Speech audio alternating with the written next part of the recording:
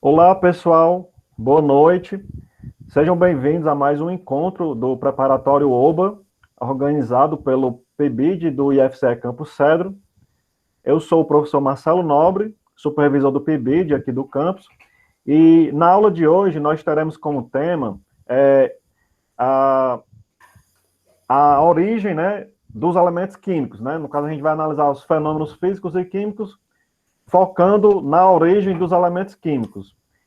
Sejam todos bem-vindos a essa aula, né? Eu desejo uma ótima aula para vocês e eu passo a palavra, né, para os alunos, para os bolsistas Jaquiane e Carlos, para eles darem início à apresentação de hoje.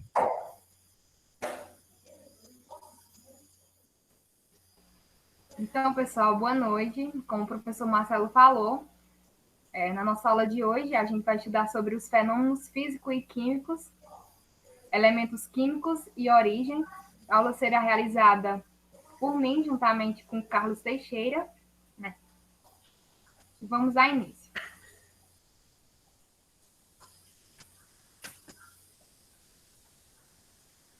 Então, pessoal, qual é a diferença? Pode voltar, Carlos.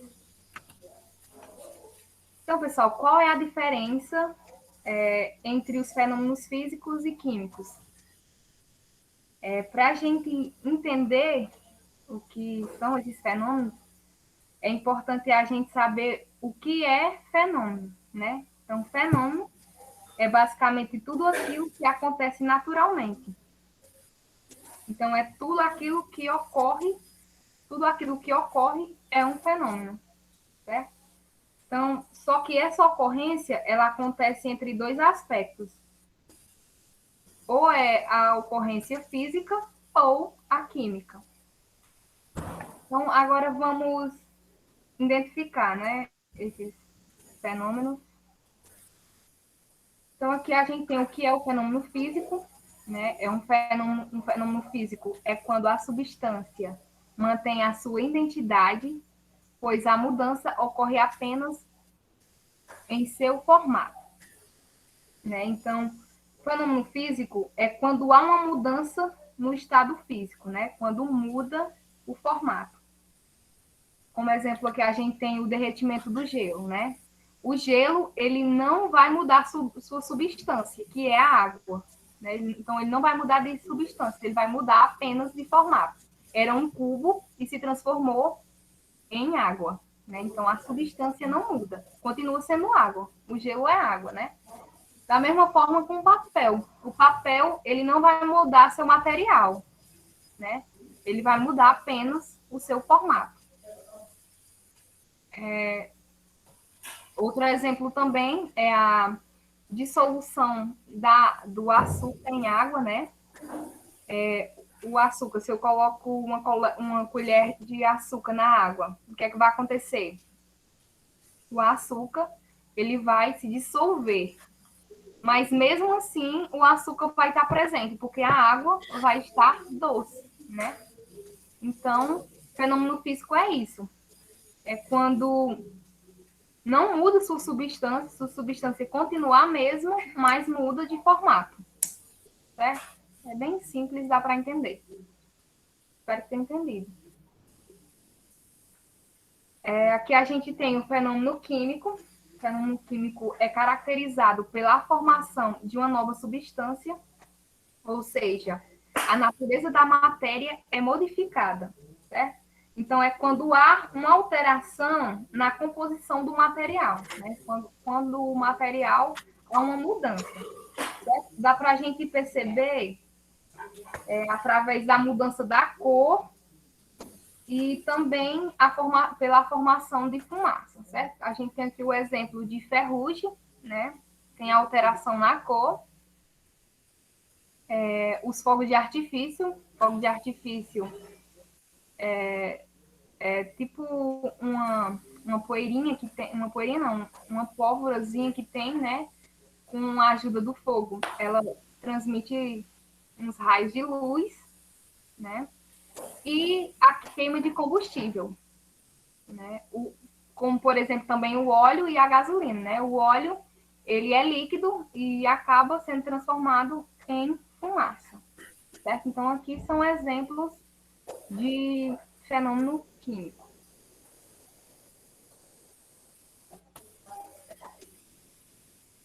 Pode passar. A origem dos elementos químicos. Então, os elementos químicos está associado ao surgimento do próprio universo e dos seres vivos, como conhecemos. Né? Como sabemos, o universo nasce a partir de uma grande explosão, que é denominada pelo Big Bang. Então, não é nada de novo, né? Tudo surgiu depois do Big Bang, da explosão, né? A partir daí, nasce também a radiação, a matéria e tudo que existe, inclusive a origem do nosso planeta. O primeiro elemento que apareceram foram os quarks, que são partículas elementares que resultam em átomos, moléculas e entre outros elementos.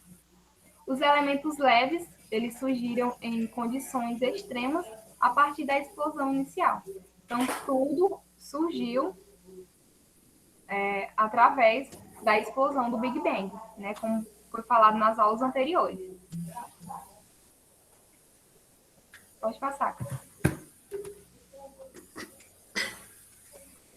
Teve também o surgimento dos elétrons, prótons e nêutrons, né, que são muito abundantes no universo, e é a partir deles que os elementos químicos são sintetizados, né? É a partir daí que eles são organizados. Pela observação dos astros, né? Recentemente eles apontaram que as estrelas são os principais responsáveis pela síntese dos elementos. E depende da temperatura. Uma estrela ela pode ser rica em hidrogênio, hélio, carbono e assim por diante. E quanto mais quente a estrela for, maior a possibilidade a que ela seja sintetizada os elementos mais pesados. Então, quanto mais quente a estrela for, mais elementos pesados ela possui. Passa. Pode passar, Cláudio.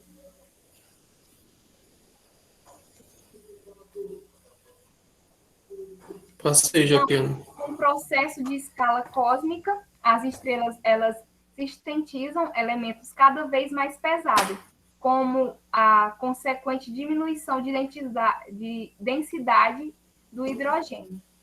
Há então um aumento de substância de temperatura na estrela, com consequências graves para seu equilíbrio dinâmico, o que culmina no evento catastrófico, chamado de explosão de supernova. Então, agora a gente vai ver como acontece, né, a supernova, como acontece a expansão da supernova.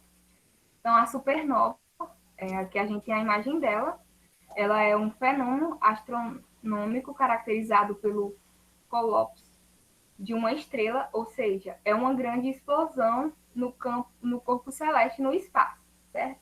Então, essa supernova, ela é responsável pelo surgimento de novas estrelas ou até mesmo do Sol, certo? E existem dois tipos de supernova: o de origem de estrelas binárias e o final da vida de estrelas. Sem a supernova, vários elementos químicos não estariam na Terra. Elementos pesados como o ouro, o cobre e o prata, eles se formam nas supernovas, né? E durante essa formação, né, acontece a explosão, né, que são dissipados através da explosão, né? E com isso formam a poeira cósmica, que é ela que é responsável pelo surgimento das estrelas e dos planetas. Por isso que ela é responsável pelo surgimento das novas estrelas.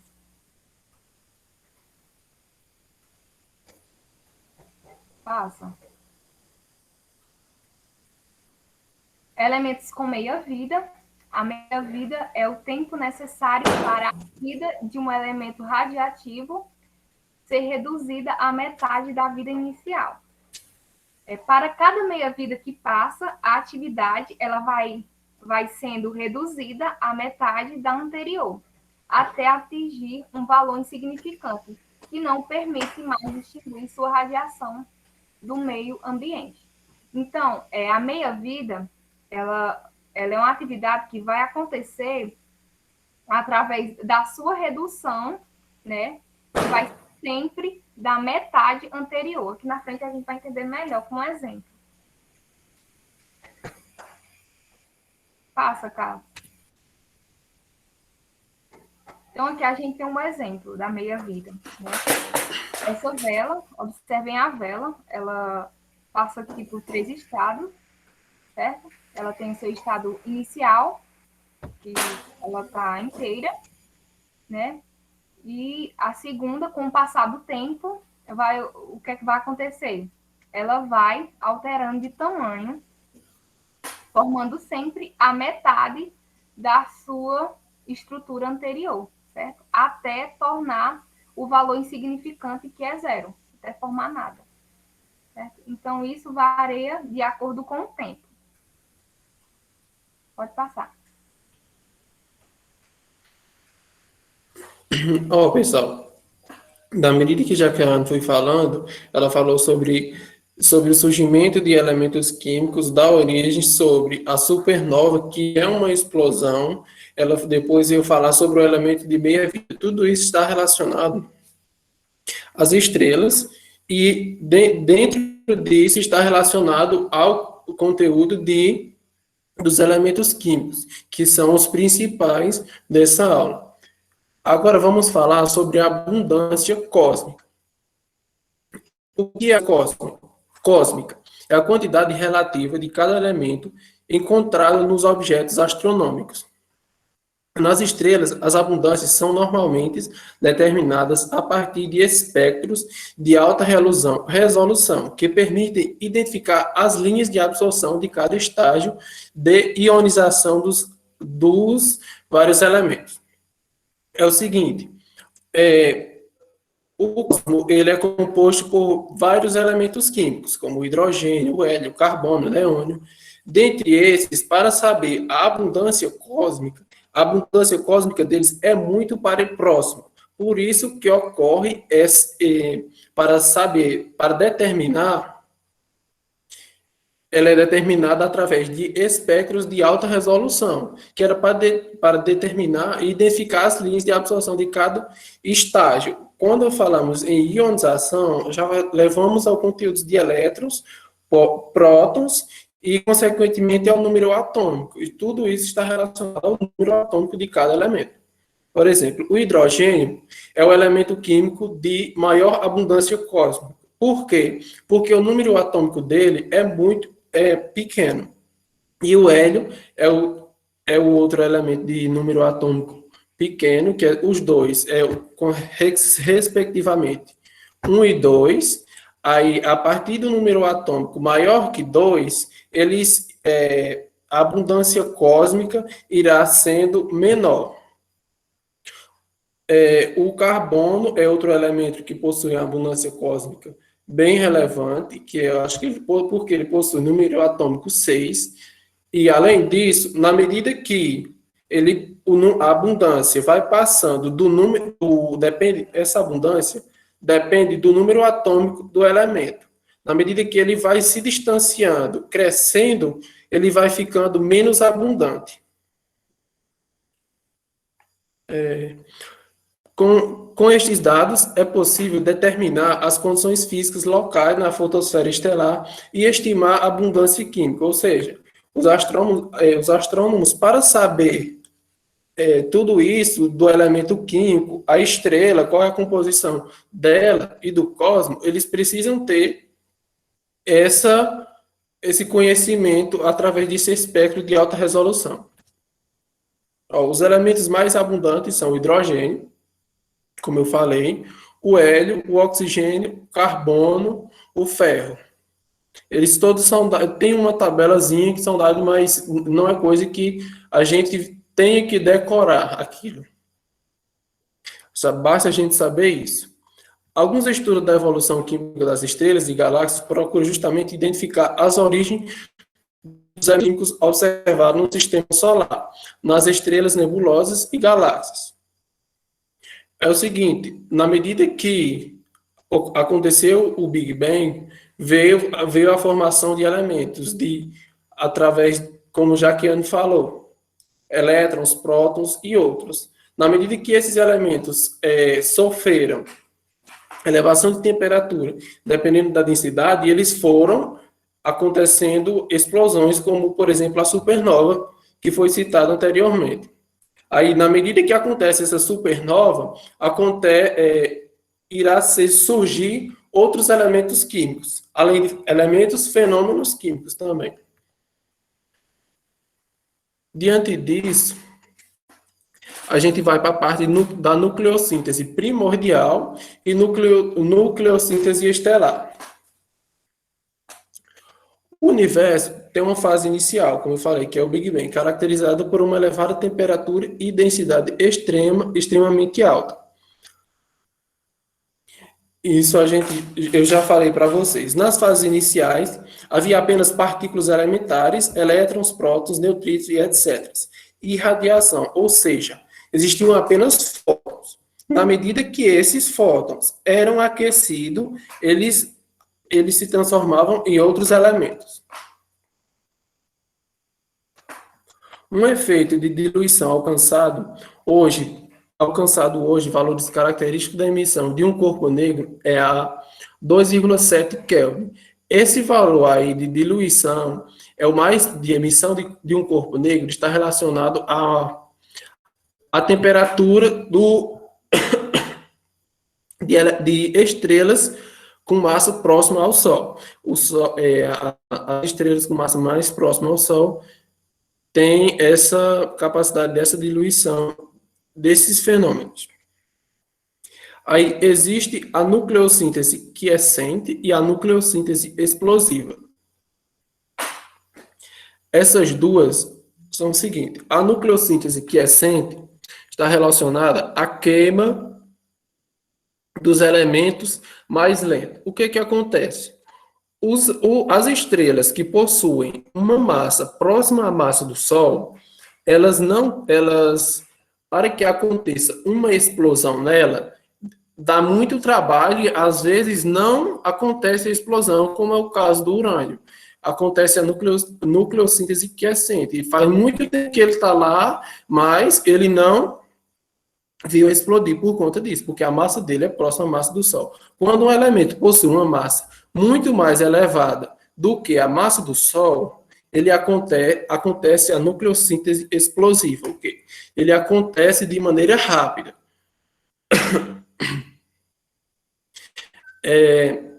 Ele se torna nessa estrela, nessa gigante vermelha aí, muito rápido e explode. Por quê? Na medida que a estrela possui todos os elementos químicos, o hidrogênio, o hélio, o ferro, todos eles, na medida que a estrela é enorme, para que ela esteja lá presente, seja viva, é necessário que exista energia dentro dela. Para que tenha energia dentro dela, para que ela permaneça, é necessária energia, como eu ia dizendo. Aí é o seguinte: os elementos químicos, eles são queimados. Na medida que eles vão queimados, requer energia. Na medida que a energia acaba, ela explode. Ou seja, como ele é mais gigante, ele vai ser necessário de muita energia para que ela esteja viva. E, desse modo, a energia é consumida rápida e ela explode. Que é a explosão, que é a nucleossíntese explosiva. Aí o que acontece? Nessa estrela gigante, em cada camada são criados diferentes elementos, núcleos com diferentes números atômicos, como vocês estão vendo aí. Cada elemento desse possui um número atômico. Quanto maior a pressão e a temperatura, maior é o número atômico.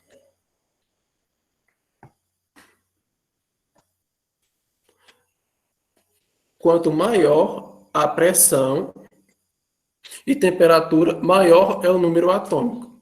Ou seja, os elementos que possuem número atômico maior, eles vão absorver, ocorrer. Essa fusão nuclear ocorre nas faixas de fronteira e eles irão passar para outra camada. O que é que acontece? Na medida que ele passa para outra camada, ele leva como se fosse forças para explodir a próxima camada. Acho que é aqui que fala. Não.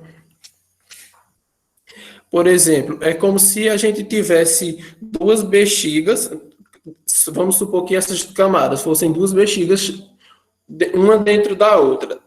Vamos supor que a bexiga de dentro, a de fora seja bem maior e a de dentro menor.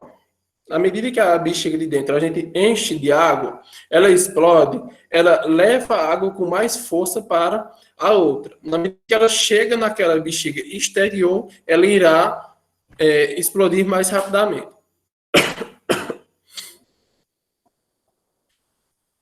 Aqui também tem exemplos de fusões nucleares para a produção dos átomos.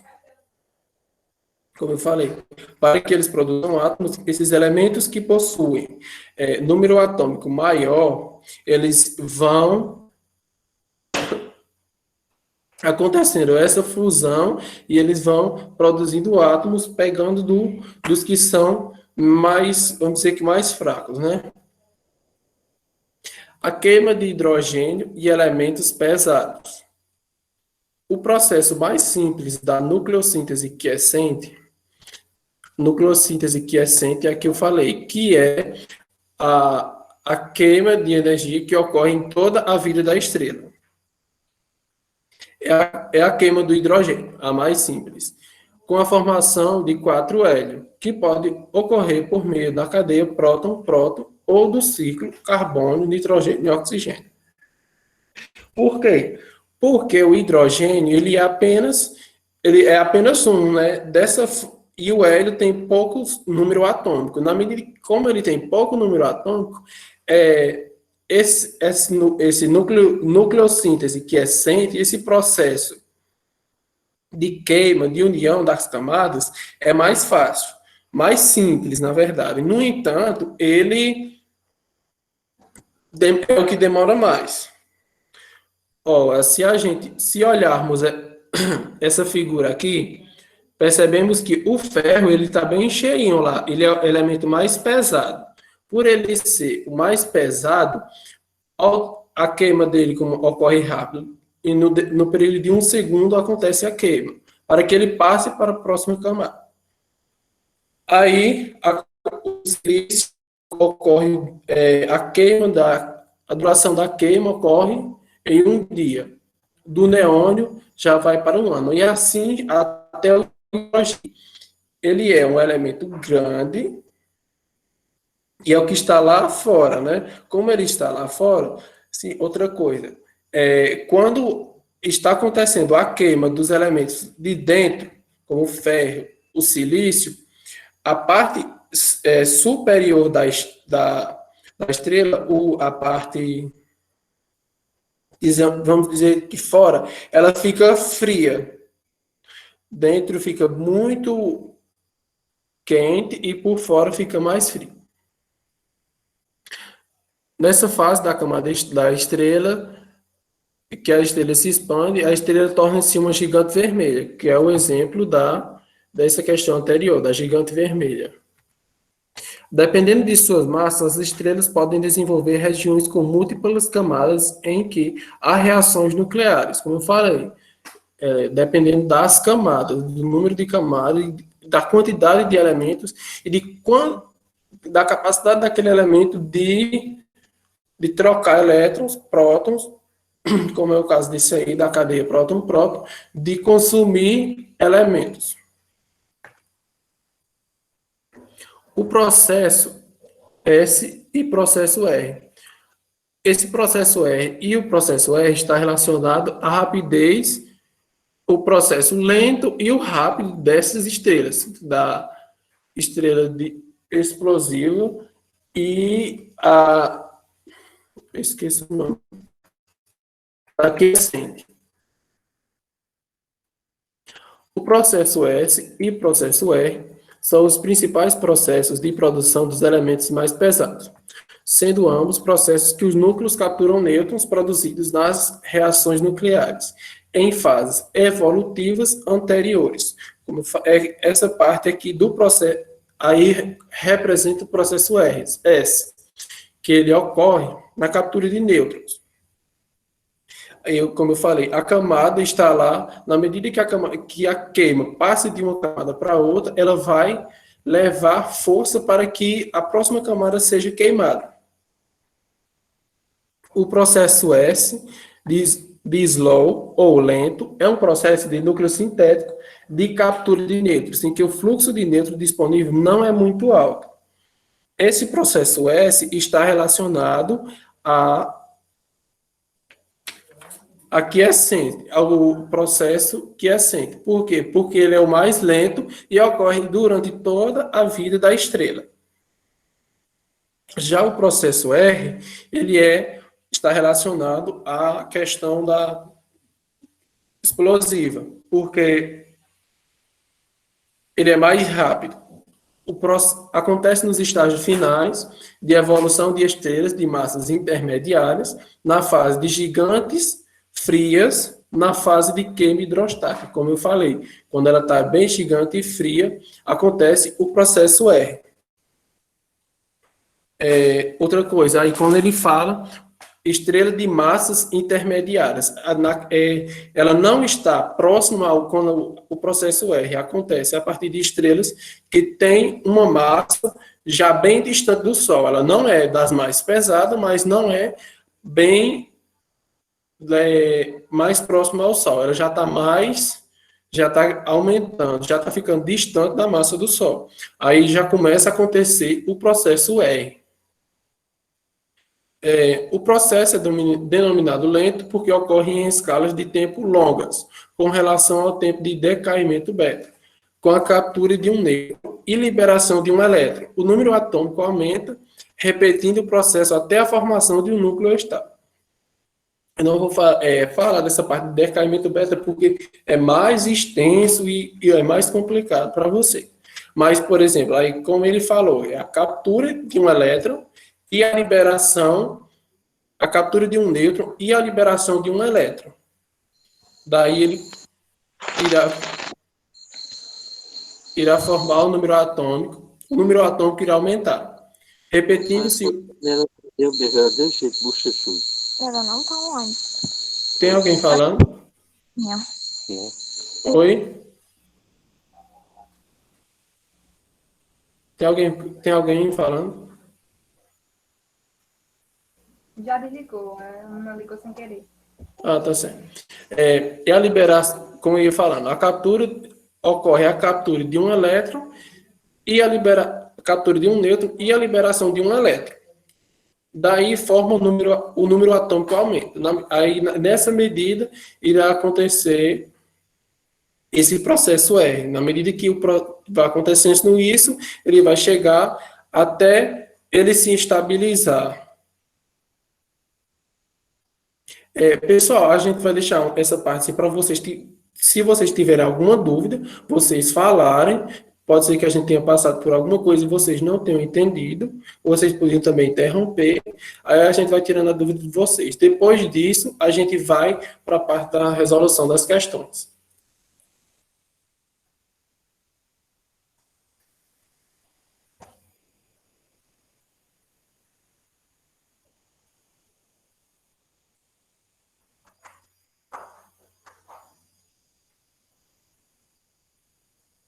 Então, caso vocês tenham dúvida, pessoal, é só perguntar agora, tá certo? Vocês têm alguma pergunta relacionada ao que já foi exposto aqui?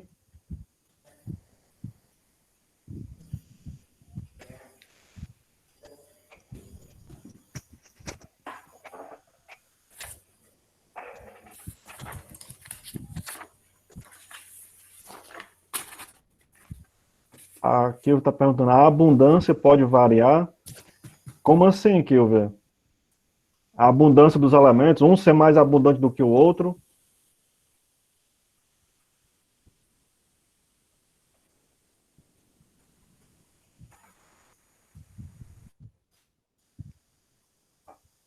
Pronto, eu vou responder. Renata, a gente pode sim disponibilizar o material que a gente tem para vocês, certo? Pronto. Acontece o seguinte, a gente verifica que no universo, né, a abundância ela é maior de elementos mais leves, né, como o Carlos e a Jaqueline já falaram, né, que como eles têm um número atômico menor, eles são mais fáceis de serem formados. Então, por exemplo, o hélio e o hidrogênio e o hélio são os elementos mais abundantes. Então, eles sempre vão ser esses elementos mais abundantes. Assim, até o momento, né, não tem indícios de que eles vão diminuir, né, assim, em relação aos demais. Porque a formação dos elementos mais pesados, ela requer mais energia. Então, por causa disso, eles aparecem em menor quantidade, né? Se Carlos quiser comentar. Como você falou mesmo, porque assim, não sei se eu entendi bem a questão. Ela está falando sobre a abundância dos elementos, né?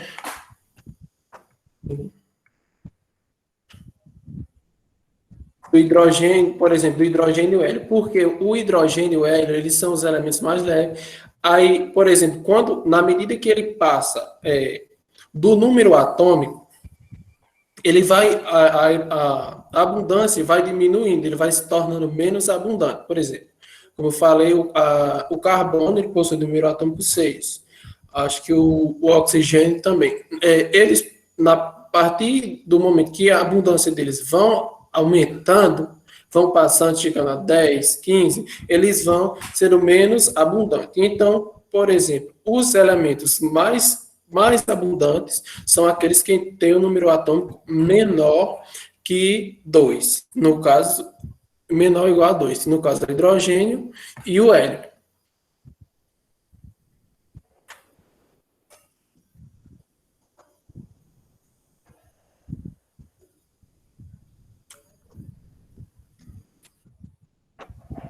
Então, como ele não tem dúvida, eu acho que é melhor a gente ir para as questões para eles resolverem. Só para esclarecer um pouco mais sobre essa questão, você pode colocar aquele slide que tem lá sobre a nucleossíntese primordial. Aqui, né? O anterior. Aí vocês têm a informação, né, de que nas fases, primeiro, né, que no início, né, do Big Bang, você tinha o universo ocupando uma região extremamente pequena, né, uma região com altíssima temperatura e densidade, né, tanto a temperatura quanto a densidade eram extremamente elevadas. Aí o que acontece? Após um processo de expansão do universo, né, o que você vai observar aqui? A temperatura e a densidade elas vão diminuindo. E nesse início, o que existia no universo, né, eram apenas o quê? Partículas elementares, né, como os elétrons, os prótons, os neutrinos, a radiação. No caso, os fótons, né, que a gente conhece, é a radiação. Então, assim, nesse início aí, não havia nenhum elemento químico, né, somente essa sopa primordial, né, esse fluido cósmico. Então, o que acontece? Diante desse cenário, né, como é que houve a formação dos primeiros elementos, né? Porque, assim, de início, a radiação, ela interagia com a matéria. No caso, há essa interação da radiação com a matéria. Só que essa interação não permitia, o fato da energia envolvida ser muito elevada, não permitia que a matéria se aglutinasse. Então, o elétron ele não conseguia se aglutinar, se agrupar com um próton, né, para formar, por exemplo, um átomo de hidrogênio. Porque no momento que o elétron se unia a um próton, a radiação rapidamente desfazer essa união. Então, assim, estava ocorrendo um processo que a gente denomina de recombinação, né? Que os átomos eles se formavam, mas se desfaziam por conta da altíssima temperatura, né? E da energia ser também muito elevada. Mas aí o que acontece? À medida que o universo expande, ele vai esfriando, né? Gradualmente. Aí, diante disso, vai chegar um momento em que a radiação e a matéria, elas deixam de interagir, né? A radiação e a matéria deixam de interagir. Aí, nesse momento, né, a partir desse momento, é que os primeiros átomos eles vão se formar, né? No caso, um elétron e um próton, eles vão poder se agrupar e formar um átomo de hidrogênio, por exemplo. E a partir daí você vai ter a formação dos primeiros elementos leves, né? Aí o fato dessa formação ser mais propícia para elementos leves, né, é que caracteriza a abundância desses elementos. Além disso, nesse momento, né, nesse instante em que a radiação deixa de interagir com a matéria, a gente tem esse momento como sendo o último espalhamento. Porque assim, o ato da radiação interagir com a matéria permite o quê? Que o átomo que ele se formou, o átomo foi formado, mas aí a radiação veio e destruiu esse átomo. Então isso aí, no caso, é um espalhamento, né? Como se fosse uma colisão. A energia é como se a energia colidisse com o átomo e desfizesse ele. Aí ele está produzindo um espalhamento. Então, esse fenômeno de interação da radiação com a matéria, né, a gente chama de superfície de último espalhamento, que é o que a gente denomina hoje de radiação cósmica de fundo. É a radiação que foi emitida, né, no instante do último espalhamento. E essa radiação, ela tem essa temperatura aí que vocês observam, né, 2,7 kelvins. Então, a temperatura da radiação cósmica de fundo é a radiação que foi liberada, né, nessa época do universo, ela apresenta essa temperatura. Aí vem a questão da formação dos elementos mais pesados, né? Essa formação de elementos pesados, ela só vai ser possível no núcleo de estrelas. Por quê? Essa nuvem de poeira e gás, né, que gera a formação de estrelas e galáxias e tudo mais, elas vão se condensando e formando a estrela. Aí, nesse processo, o núcleo da estrela, né, ele vai aumentando, a temperatura do núcleo vai aumentando. E à medida que a temperatura aumenta, né, você vai ter a formação dos elementos mais pesados. É tanto que na imagem que tem posterior, né, pode passar, Carlos.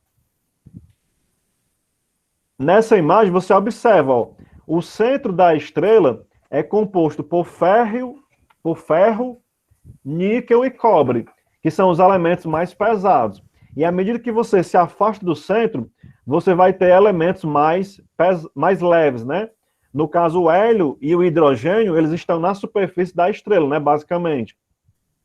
Claro que tem a questão da porcentagem, né? Quanto maior a estrela, né, mais elementos pesados ela vai possuir, ela vai formar, né? E no caso, quanto menor a estrela, mais elementos leves ela vai possuir, certo? Então, assim, resumindo, é basicamente isso. Pronto, a Renata está perguntando, né? Nas estrelas, há algum limite de elemento químico que pode ser fundido? Não, acredito que não, né? Na verdade, você tem... Porque vai depender do tamanho da estrela, né? Por exemplo, se a estrela for muito pequena... Assim, pode falar, Carlos. Porque, por exemplo, a composição dela, a maioria é de hidrogênio. Geralmente, a maioria das estrelas possui hidrogênio, por ser o mais leve. E depois vem o hélio. Aí, geralmente, eles têm uma referência da estrela como se fosse o o corpo da gente. O corpo da gente é formado por vários elementos químicos, né? Desse modo, do mesmo jeito é a estrela. Ela é formada por... Temos essa referência, mas não tem um limite, acredito que não tenho conhecimento de que tem um limite de elementos, não.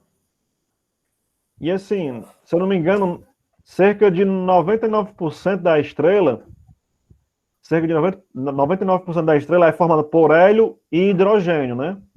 Hidrogênio e hélio. Aí no caso, É 98%. 98%, né? Aí esses Isso. 2% é o restante dos elementos, né? Aí o que, que vai acontecer na estrela? Por que, que ela emite tanta energia, né?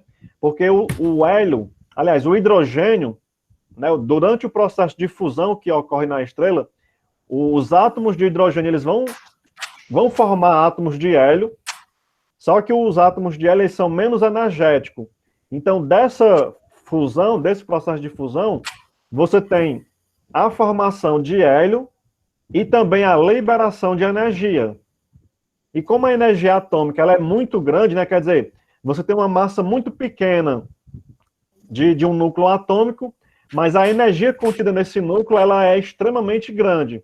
Então, uma pequena quantidade de massa atômica consegue liberar uma enorme quantidade de energia. Então, durante o processo de fusão, né, o hidrogênio ele se funde, formando o átomo de hélio e liberando energia. À medida em que esse hidrogênio vai sendo consumido, né, a estrela vai perdendo a sua energia, né?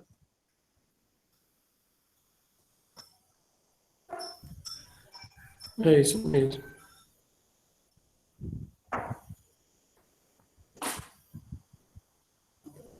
O pessoal tem mais alguma dúvida?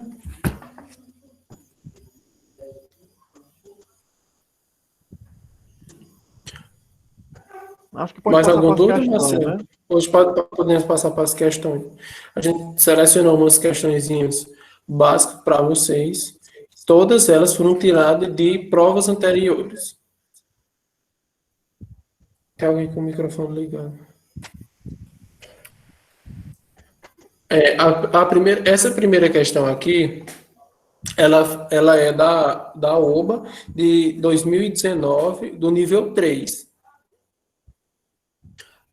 Eu vou ler a questão para vocês e vou deixar um tempinho para vocês responderem no chat, para a gente ir analisando e depois fazer a correção. A luminosidade de uma estrela é uma característica própria dela e depende do seu raio e da sua temperatura superficial. Já o seu brilho depende da distância dela até nós. Podemos comparar a luminosidade de uma estrela à potência de uma lâmpada comum.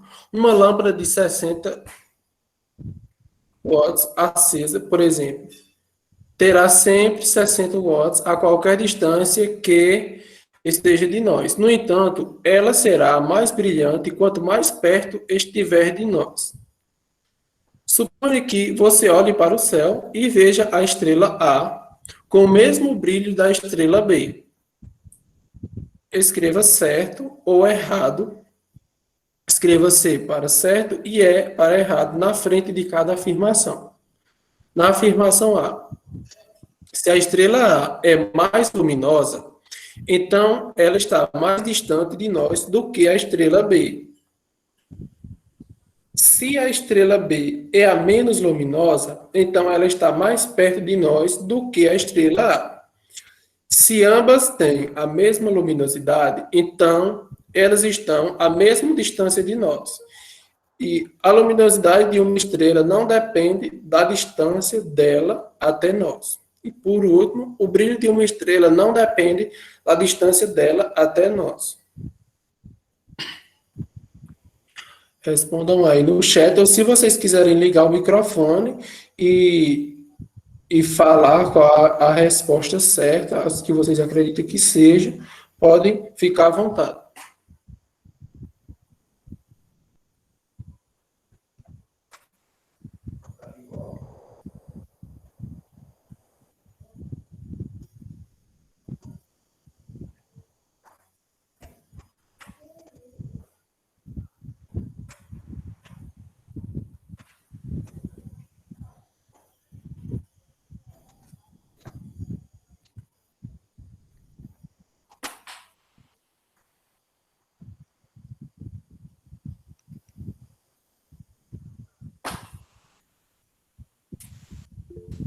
Alguém respondeu? Pô, tivemos uma resposta. C, Apenas A do, a, a terceira certa, hein? isso. Aí também tem uma pergunta. Todo astro que tem luz própria pode ser chamado de estrela?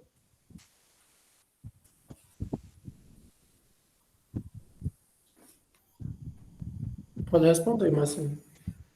Na verdade, estrela é todo astro que vai emitir luz própria, né? Mas essa luz própria, no caso, ela só vai ser obtida a partir do processo de fusão, né? Como a gente já conhece. Porque, por exemplo, tem objetos que também não emitem luz, mas, por exemplo, um buraco negro ativo, né? A partir do seu centro, ele emite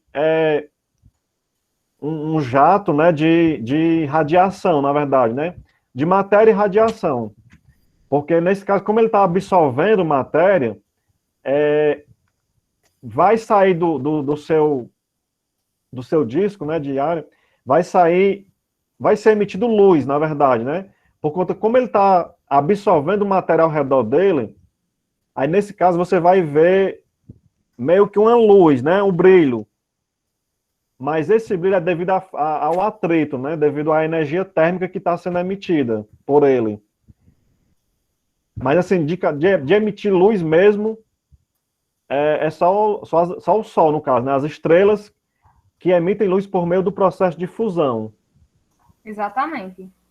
Até porque nem todos os astros, eles possuem luz própria, né? Isso.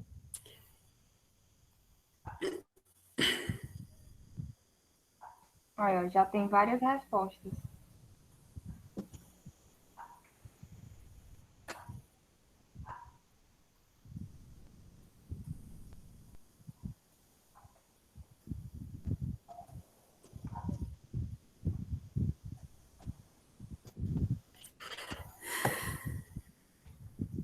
Podemos ir para a correção?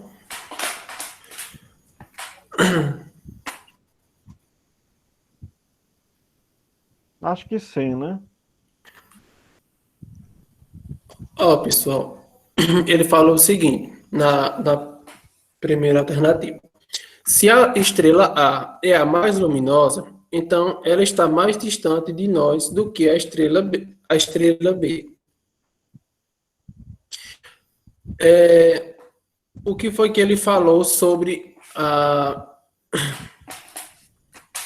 luminosidade? A luminosidade de uma estrela é uma característica própria dela e depende do seu raio, da sua temperatura superficial apenas.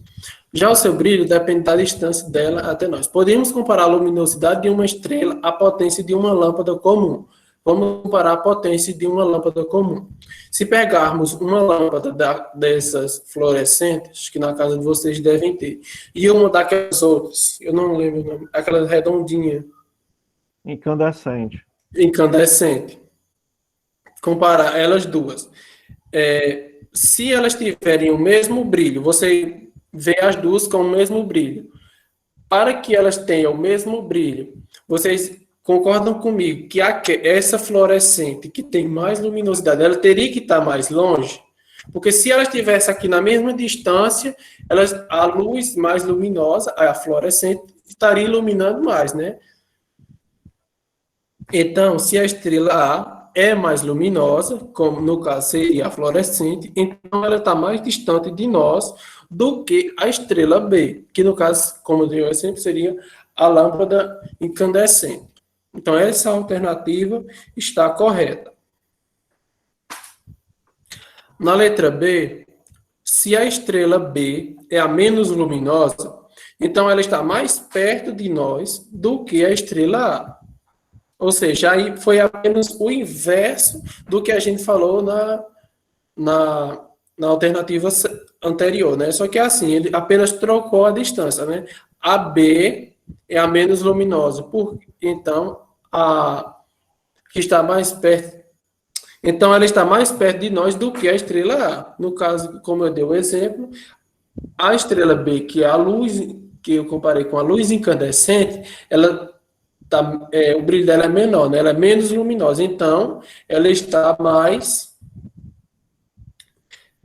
distante, né? Mais perto, na verdade.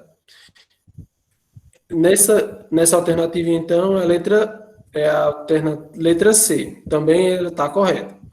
Agora, na alternativa 3. Se ambas têm a mesma luminosidade, então elas estão à mesma distância de nós. Ou seja, se elas possuírem, se duas lâmpadas possuírem a mesma luminosidade, então, é óbvio, né? Elas estão à mesma distância de nós. Como ele falou lá, a luminosidade de uma estrela é uma característica própria dela, depende do seu raio e temperatura superficial. Ou seja, se duas lâmpadas de mesma luminosidade estão à mesma distância de nós, se ele fez isso, né? Comparou. Se elas estão à mesma distância, então elas possuem a mesma luminosidade. Então, essa alternativa também é C, ela está certa. A alternativa D. A luminosidade de uma estrela não depende da distância dela até nós. Deixa eu ler novamente. A luminosidade de uma estrela não depende da distância dela até nós. O que foi que a gente falou? Que a luminosidade da estrela depende apenas, é uma característica própria dela, a luminosidade, e ela depende do seu raio, da sua temperatura superficial. Ela não depende da distância até nós. Então, essa alternativa está correta também. E a última, que é o brilho de uma estrela não depende da distância dela até nós. Estamos falando sobre o brilho. O brilho da estrela depende da distância dela até nós. Então, essa é a única alternativa que está errada. Então, aí só foi uma pessoa que acertou, Júlio César. Pronto. Ficou claro, pessoal?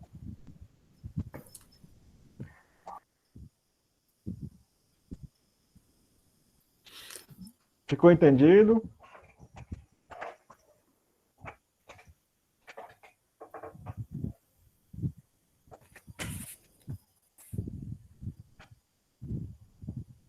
Vamos passar para a próxima. Aí, ó, aqui é o gabarito da primeira. Já que Então, aqui a gente tem outra questãozinha, né? Coloque certo ou errado na frente de cada uma das afirmações abaixo. Então, Galileu observou que a Lua tinha montanhas e crateras e o Sol tinha manchas escuras? E aí? Galileu descobriu que a Via Láctea era construída por uma infinidade de estrelas? Galileu descobriu que Júpiter tinha 4 satélites?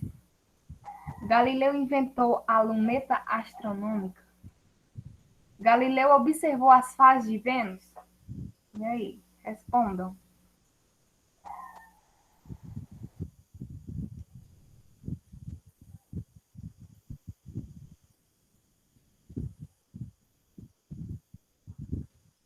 Lembrando que todas essas questões elas foram tiradas da prova e todas essas aulas sobre esses assuntos diversos foram todos trabalhados, viu? Então, quem lembrar aí das aulas anteriores vai saber responder.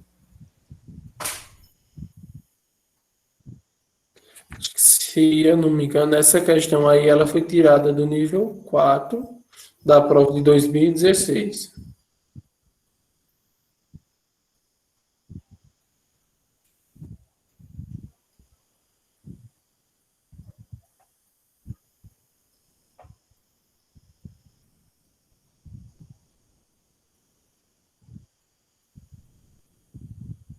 Podem colocar a resposta no chat, né? Sim, pode.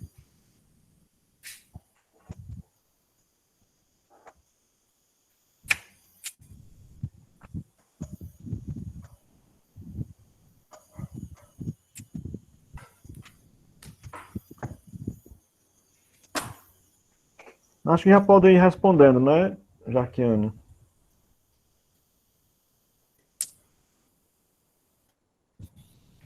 Ninguém se manifestou.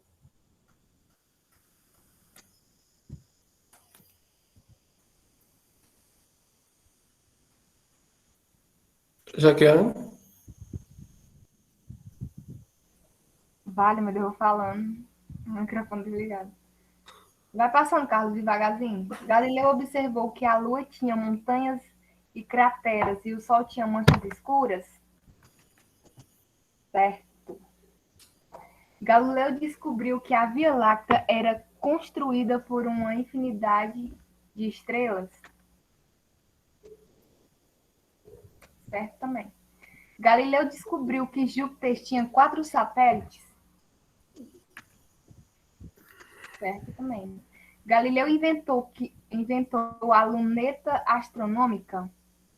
Não, ele não inventou a luneta astronômica. Ele teve contribuições para melhorar, né, o sistema da luneta, mas ele não criou. Quem criou foi, eu não vou me arriscar a dizer o nome dele, mas foi não sei o quê. Eu vou botar até Foi o outro nome. cara, era outro cara antes dele. Aí ele não, ele estava criando a luneta lá, mas não tinha nenhuma ideia. Aí Galileu contribuiu para que a luneta existisse e ele teve a ideia de apontar a estrela para o céu, que foi aí onde ele descobriu que ele observou que a Lua tinha montanhas e crateras e que o Sol tinha manchas escuras. Além disso, ele descobriu que a Via Láctea era constituída por uma infinidade de estrelas e também descobriu que Júpiter tinha 4 satélites, ou seja, essa alternativa é errada apenas por isso, porque não foi ele que inventou, mas ele quem teve a ideia de apontar para o céu e para o espaço e ter descoberto todas essas questões aí. Diz já que o nome do homem lá Aí eu coloquei no chat. Não vou me arriscar. é um... Pronto. E Galileu observou as fases de Vênus? Sim, foi outra coisa que ele observou ao apontar a luneta para o espaço. Essa outra questão aqui é do nível 3, acho que 2018. O ano tem 365 dias, mas 2016 tem um dia a mais. Essa daí foi do ano de 2016. Ou seja, é um ano bissexto. Isso é necessário porque a duração do ano é aproximadamente de 365,25 dias. Ou seja, em cada ano de 365 dias, falta 0,25 do dia ou um quarto de dia. Responda as perguntas abaixo. Quantos dias tem o ano de 2016? Em quantos anos a soma das faltas de cada ano completa um dia? Quando será o próximo ano bissexto? Quando foi o último ano bissexto e em que mês se adiciona o dia extra do ano bissexto? Coloquem aí as respostas de vocês para que a gente corrija, por favor.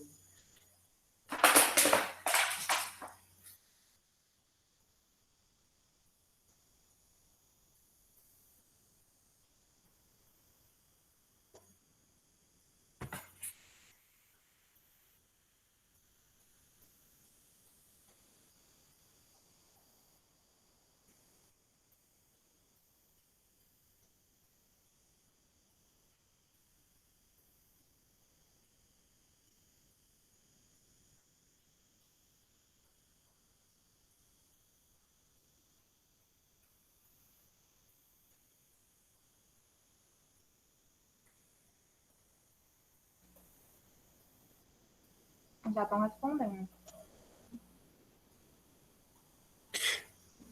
Eu considero essa aqui, eu assim, basicamente, considerei que essa questão era até fácil, né?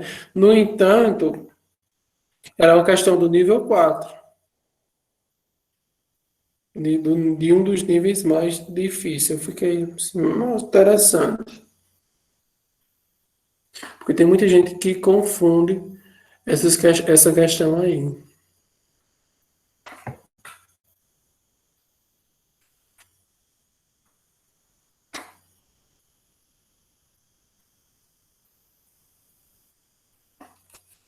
O pessoal está respondendo, Jack? Sim, a maioria responderam certo. Acho que todos.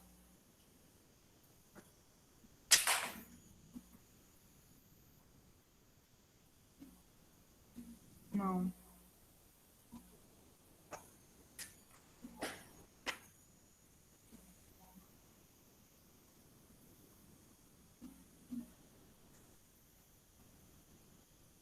Teve uma pessoa que errou.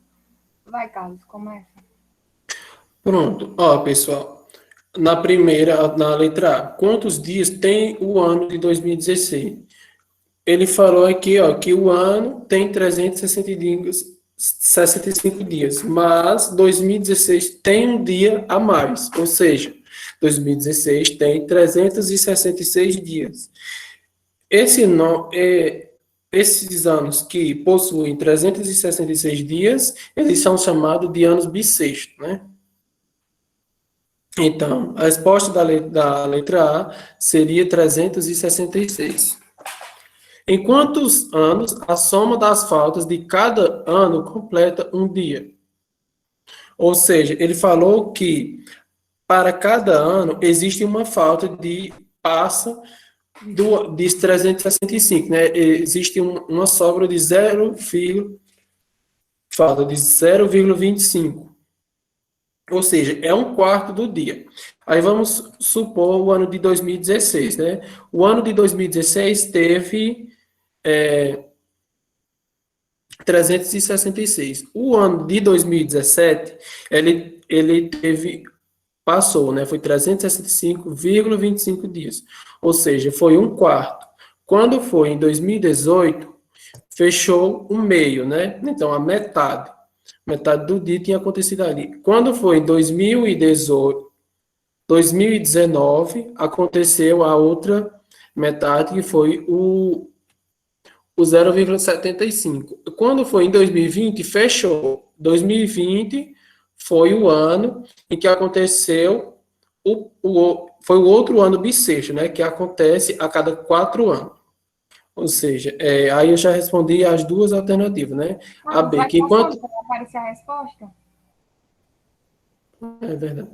Em quantos anos a soma das faltas de cada ano completa um dia? Ou seja, em 4 anos, né? De 2016 para 2020, aconteceu. Foram 4 anos. Aí o próximo ano bissexto, que no caso essa questão foi elaborada em 2016, o próximo ano bissexto, no caso, seria foi o ano passado, né? 2020. E quando foi o último ano bissexto? Essa questão aí, o último ano bissexto, está relacionado. É como se essa prova tivesse sido elaborada em 2016, né? E a gente voltasse 4 anos. 2016 menos 4 daria 2012.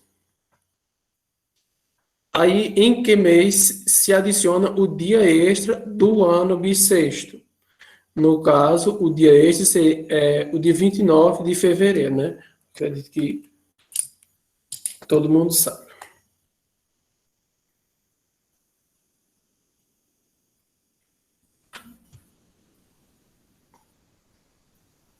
Pronto, próxima questão. Quantos anos demorou a viagem do Voyage 2 em Saturno e Netuno? Então, para responder essa questão, é preciso saber o ano, né, que eles foram lançados. Então, eu acho que vocês não lembram. Pode passar, Carlos. Então, o ano que ele foi lançado foi em 1989 e o ano que chegou lá foi 1981. Então, aqui é só fazer a subtração, né, que dá igual a 8 anos. Aqui a gente tem outra questão. Na verdade, é o tempo, é entre. É quantos anos demorou a viagem entre Saturno e Netuno, né? No caso, a duração da viagem entre Saturno e Netuno. Uhum. Quanto tempo demorou para chegar até lá? Isso, no caso, ele chegou em Saturno em 1981. Isso. Ele chegou, ele foi porque na verdade essas sondas, elas foram enviar, foram lançadas, né? Se eu não me engano, foi em mil. O José tá aqui, né? Ele sabe respondendo, sabe? Mas acho que foi 1977, se eu não me engano. O ano de lançamento delas, né? Na verdade. Elas foram lançadas em 1977, se eu não estou enganado. Mas aí ele chegou em Saturno em 91. E depois chegou em Netuno, né, em 89. Então aqui a diferença, no caso, 8 anos, né? É uma questão bem chatinha, né? Porque você tem que lembrar as datas exatas, né? É. O Relacionadas a lançamento dela, essa Marcelo, sonda espacial, foi né? o lançamento dela foi dessa sonda foi em 5 de setembro de 1977 mesmo, como você falou. Pronto. As Pronto, e duas aí, foram lançadas nesse mesmo ano, né? Isso. pronto, e a outra pergunta, né? Um pouquinho mais complicada, mas é fácil. A Voyager 1 está a 21 bilhões de quilômetros da Terra e ainda é possível enviar mensagens a ela, bem como ela recebe sinais, bem como dela recebe sinais. Lembrando que a velocidade é igual à distância dividida pelo tempo. É considerado que as mensagens viajam à velocidade da luz, 300 mil quilômetros por segundo. Quanto segundo leva uma mensagem enviada da Terra para chegar à Voyager 1?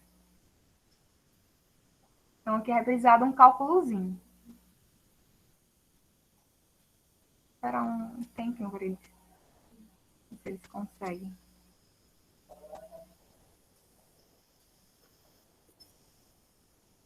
Diz a fórmula, Jaqueline, pelo menos. Então, a questão já da fórmula, né? E a velocidade é igual à distância dividida pelo tempo. Mas olhe bem o que é que a questão quer. Ela quer o tempo, né? Quanto segundo leva uma mensagem enviada da Terra. Então, aí, é só colocar na formulazinha. A questão já dá.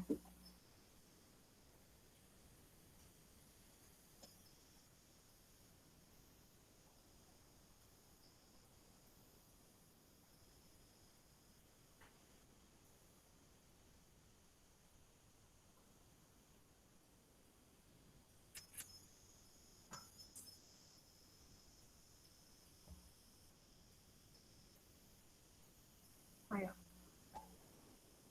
Já teve gente que respondeu. Espera se mais alguém.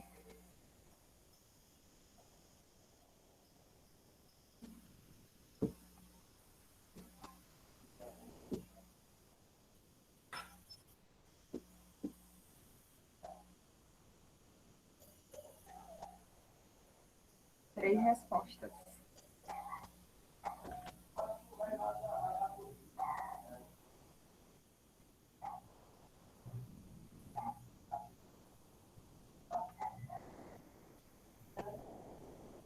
Então, acho que já dá para responder. Faça, Carlos. Então, né, como a questão já dá a fórmula, né, eu quero encontrar o tempo, então o t vai ser igual à distância dividida pela velocidade. A questão também dá a distância, né, que é 21 bilhões de quilômetros, e dá também a velocidade, que é 300 mil quilômetros por segundo. Então, agora eu vou só cancelar os zeros, certo? que vai ficar da seguinte forma.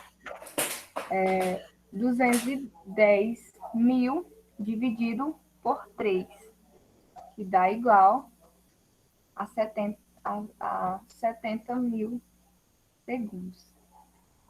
E todo mundo acertou. Caleb, Alisson.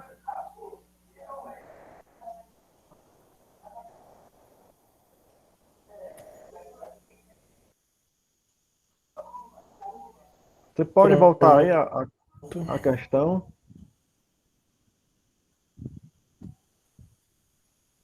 Posso. Assim, é 21 milhões de quilômetros ou é 21 bilhões? Bilhões. Então, eu acho que É porque faltou o zero lá, né? eu acho que ficou faltando.